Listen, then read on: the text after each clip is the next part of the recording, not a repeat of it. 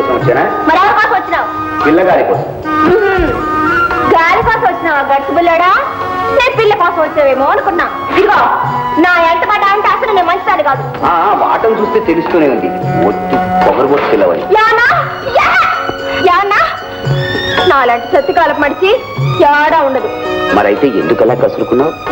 కసురుకోకపోతే ముసురుకుంటాయిగా గండు తిమ్మదులు. అలా ముసురుకున్నప్పుడే ఆడదానికి అందం, ఆనందం. ఏమంటావు మరి? కాదు, ఇట్టా కొసరి కొసరి అడిగించుకుంటేనే ఆడదానికి అందం, ఆనందం. అబ్బా ఎంత బాగున్నాయి కళ్ళు. దాని కాస్త పొగ మొత్తాన్ని తగ్గిస్తే కళ్ళు ఉండని మొదలెట్టారే. ఇదిగో నా కళ్ళు ఎట్లా ఉంటే నీకెందుకయ్యా? నీ కళ్ళని ఎవరన్నారు? ఆ పూలకన్ని కళ్ళు చూసి ఎలా విచ్చుకున్నాయి. ఓడివే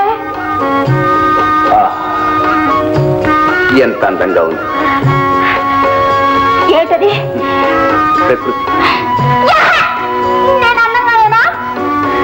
అందంగా ఉన్నావంటే ఒప్పుకుంటావా? పొగిడితే ఏ ఆడదైనా ఒప్పుకుంటుంది. అందులో నీలాంటి చక్కనోడు మెచ్చుకుంటే ఆ కొలుకే ఏరు.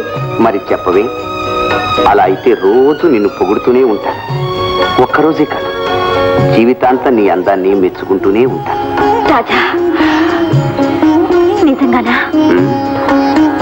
ఓ రాజా, ఏంటో చూపు. ఎంత అందంగా ఉన్నావని. నువ్వు కూడా అందంగానే ఉన్నావు. అయితే నీ అందం నా అందం కలుపుకుందామా? ఎట్టా? నేను చెప్తాగా.